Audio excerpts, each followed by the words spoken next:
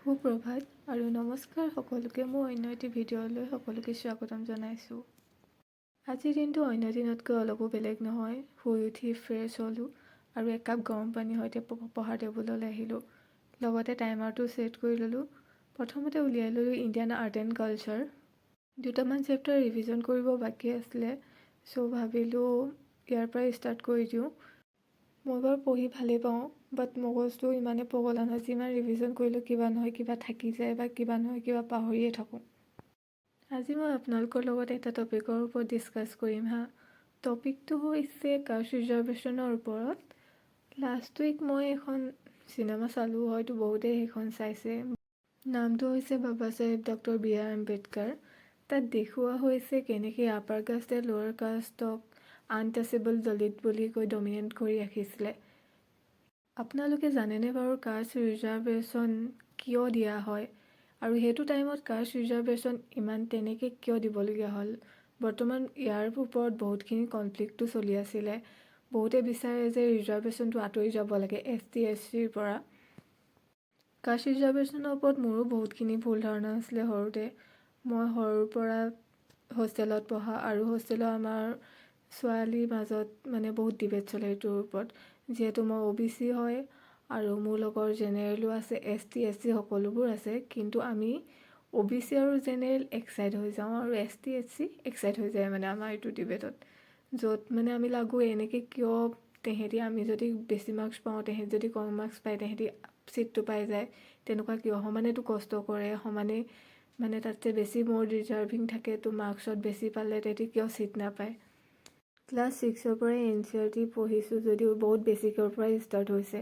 Class 9-10ত আহি পিনে বস্তুখিনি বুজিছোঁ যে ইয়াৰ আঁৰত ৰিজাৰ্ভেশ্যনৰ আঁৰত এটা হিষ্ট্ৰী লুকাই আছে, য'ত বি আৰ আম্বেদকাৰ ইমান এজন ডাঙৰ ব্যক্তি হৈও তেওঁৰ লগত ইমান বেয়া ব্যৱহাৰ কৰা গৈছিলে। ৱৰ্ল্ডৰ এনেকুৱা এজন ব্যক্তি হয় যোনে 11টা ছাবজেক্টত ডিগ্ৰী লৈছে। এতিয়ালৈকে কোনেও সেইটো ক্ৰেক কৰিবই পৰা নাই। তো সিমানখিনি পঢ়া শুনা পাছতো তেওঁক দলিত বুলি, আনটাচেবল বুলি তেওঁক কোনেও ভাল ব্যৱহাৰ কৰা নাছিল। যদিও তেওঁ ভাল ৰেংকত চাকৰি পাইছিলে, তেতিয়াও তেওঁক মানুহ বুলি গণ্য কৰা নাছিলে। তেওঁ লোৱাৰ ৰেংকৰ মানুহবিলাকে তেওঁ যোন জিনিয়ৰ হিচাপে তাত কাম কৰিছিলে, তেওঁলোকে তেওঁক মানুহ হিচাপে ভবাই নাছিলে। তো বহুত বেয়াকৈ কৈছিলে, আনটাচেবল দলিত, তেনেকেই তেওঁ শুনি থাকিব পাইছিলে। ষ্টাফৰ সকলোৰে বাবে ৰখা পানীখিনিও তেওঁক খাবলৈ দিয়া নহৈছিলে, কাৰণ তেওঁলোকে ভাবিছিলে সেইখিনি পানী যদি তেওঁ চুই দিয়ে, পানীখিনি আকৌ শুদ্ধিকৰণ কৰিব লাগিব আৰু তেওঁলোকে সেইখিনি পানী খাব নোৱাৰিব। ইমানখিনি সহ্য কৰিব পাইছিলে। এইটো কাৰণে তেওঁ দিন ৰাত এক কৰি পঢ়াত লাগিছিলে, যাতে এদিন নহয় এদিন এইখিনি সকলো আঁতৰিব আৰু সেই ৰিভলিউশ্যনটো তেওঁ আনিব। তেতিয়াতো এইখিনি চলিছিলে, কিন্তু এতিয়াও বহুত জেগাত এইটো দেখা যায় যে আপাৰ কাষ্টৰ মানুহবিলাকে লোৱাৰ কাষ্টৰ এতিয়াও কোনোবা নহয় কোনোবা জেগাত কেনেবাকৈ হ'লেও ডমিনেট কৰি ৰাখিছে। এতিয়াও যেনেকৈ মই সৰুতে এতিয়া দেখি আহিছোঁ হা, মই আহোম হয়, তো আমাৰ কি আছিলে তেতিয়া আহোমবিলাকে বেলেগ কাষ্টৰ লগত বিয়া দিব নিবিচাৰে। তো মই তেতিয়া সৰুতে মই কওঁ যে এইটো কি কথাটো? ঠিক আছে, ৰিলিজন লাগিছে অলপ শুনিবলৈ ভাল লাগে, বাট নিজৰ মানুহখিনি, হিন্দু মানুহখিনিৰ মাজতে ইমানখিনি কিয়? এইটো হ'ব নালাগে ন। তো চব মানুহ সমানেই হয় মই ভাবোঁ। বিয়া দিয়াৰ ওপৰত মই তেনেকৈ একো ক'ব নাযাওঁ, বিকজ এইটো বহুত পাৰ্চনেল হয়। আৰু মই ঘৰত যিটো আগতে কওঁ, সেইটোক লৈ মই এইটো বস্তু শ্বেয়াৰ কৰিলোঁ। আৰু এটা কথা, আমাৰ অসমতো কোনোবা নহয় কোনোবা জেগাত এইটো হয় এতিয়াও, কাৰণ মোৰ কোচিঙৰ এজন লগৰ আছে যোন তেওঁ ST কমিউনিটিৰ পৰা বিলং কৰিছে, তেওঁ মিচিং হয়। তেওঁৰ লগত এইটো হৈছে, যোনজন ল'ৰা আছিলে তেওঁ জেনেৰেল কাষ্টৰ আছিলে, আৰু জেনেৰেল কাষ্টৰ হৈ পিনে তেওঁক কৈছিলে বোলে যে তই ST হে, অলপ তেনেকুৱাকৈ অলপ ডমিনেট কৰা টাইপত কথা কৈছিলে। তো কিছুমান জেগাত এতিয়াও ক'ৰবাত এইবোৰ চলি আছে। যদি সেইটো টাইমত যদি ৰিজাৰ্ভেশ্যনটো নিদিলে হয়, কিজানি এতিয়াও এইবোৰ চলি থাকিলে হয়। এতিয়াও আপাৰ কাষ্টে লোৱাৰ কাষ্টক তেনেকেই ডমিনেট কৰিলে হয়, মানুহ বুলি গণ্য নকৰিলে হয়, আনটাচেবল বুলি বহুত বেয়াকৈ সমাজত ট্ৰিট কৰিলে হয়। আমাৰ জেনেৰেশ্যনৰ ল'ৰা ছোৱালীবিলাকেও যদি এনেকুৱা এটা মাইণ্ডছেট লৈ আছে, মই তেওঁলোকক মানে ক'ব বিচাৰোঁ যে এনেকুৱা মাইণ্ডছেটটো এটলিষ্ট এতিয়া চেঞ্জ কৰিব হ'ল। মানে এনেকুৱা এটা মাইণ্ডছেট লৈ থাকিব নালাগে, সকলো সমান হয়। আৰু ৰিজাৰ্ভেশ্যন দিছে, ৰিজাৰ্ভেশ্যন দিয়াৰ আঁৰত এটা হিষ্ট্ৰী আছে, সেইটো জনাটো বহুতেই দৰকাৰ। মই মোৰ মনোভাৱখিনি শ্বেয়াৰ কৰিলোঁ, প্লিজ মোক খং গালি চালি নাপাৰিব আৰু দেই। আৰু বাকীটো মানে কথাখিনি কৈ মই কি কৰিলোঁ সেইটোতো কোৱাই নহ'ল। মই ফাৰ্ষ্ট স্লটটো খতম কৰি পিনে ব্ৰেকফাষ্ট কৰিলোঁ। দেন ছেকেণ্ড স্লটটোত মই মডাৰ্ণ হিষ্ট্ৰী অলপ পঢ়িলোঁ। তাৰপাছত কাৰেণ্ট এফেয়াৰ্ছ কৰিব বাকী আছিলে, তো কাৰেণ্ট এফেয়াৰ্ছৰ নোটছো বনালোঁ, লগতে পঢ়িও গ'লোঁ।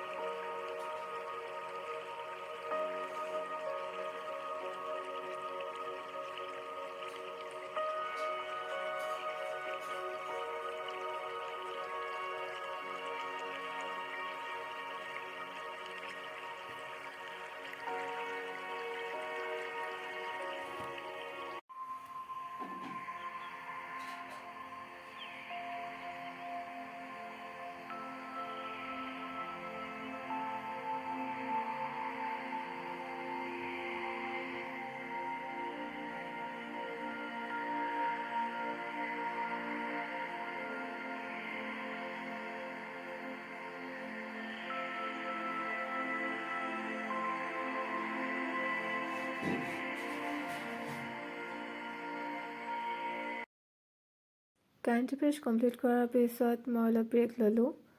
দেন মই পঢ়িবলৈ উলিয়ালোঁ ইউনিয়ন বাজেট। এইবাৰ বাৰু APSC মানে নটিফিকেশ্যন ওলাবই নি, ইমান দিন হ'ল এতিয়ালৈকে ওলোৱা নাই। আগততো জানুৱাৰীৰ লাষ্ট মানততো ওলাই যায়, নহ'লে ডিচেম্বৰ লাষ্ট হ'লেও ওলাই যায়। UPSC অলৰেডি নটিফিকেশ্যন দি দিলে, আৰু যদি ইভাগেই মানে এক্সাম হ'বলৈ হয়তো মাৰ্চতে হ'ব, তাতছেতো পিছুৱাই চাগে নিদিয়েই। ভগৱানেহে জানে আৰু দেই এইবাৰ কি হয়। আগৰবাৰতো পষ্ট বহুতেই মিনিমাম ওলাইছিলে, এইবাৰ যদি তেনেকুৱা হয় কম্পিটিশ্যনটো বহুত বেছিয়ে বাঢ়ি যাব।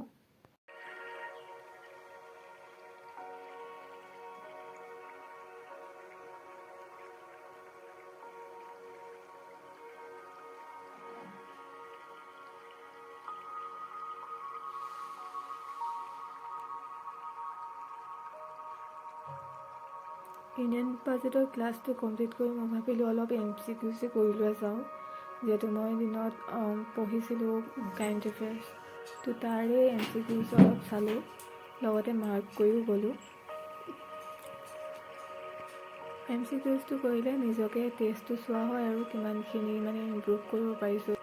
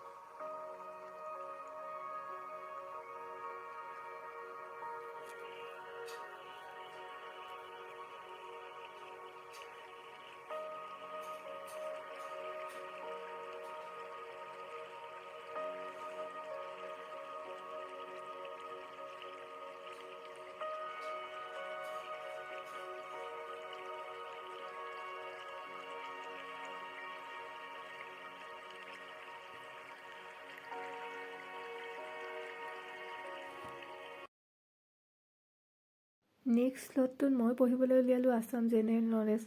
ভাবিলোঁ অসমৰ জেনেৰেল নলেজে অলপ বহাই লওঁ আৰু কি হয় মানে নবেল অথৰবিলাক এৱাৰ্ডবিলাক পঢ়ি থকা হয়, ৰিভাইজ কৰি থকা হয়, কিন্তু তাৰ মাজতো কিছুমান পাহৰা বেমাৰটোতো থাকেই সদায়। সেইটো মানে বেমাৰটো লাগি লাগি যায় আৰু সেইটো কাৰণে মাজে মাজে উলিয়াই উলিয়াই চাই থাকিবলগীয়া হয়।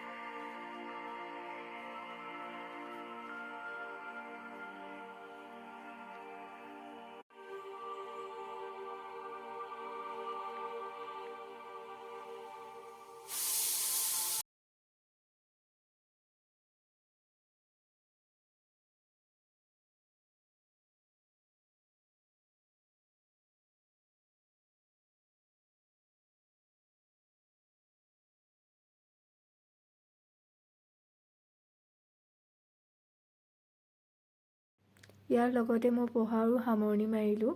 অলৰেডি 12টা বাজি গৈছিলে, ভাবিলোঁ এতিয়া শুবলৈ যাওঁ আৰু। Thanks for ৱাটছিং।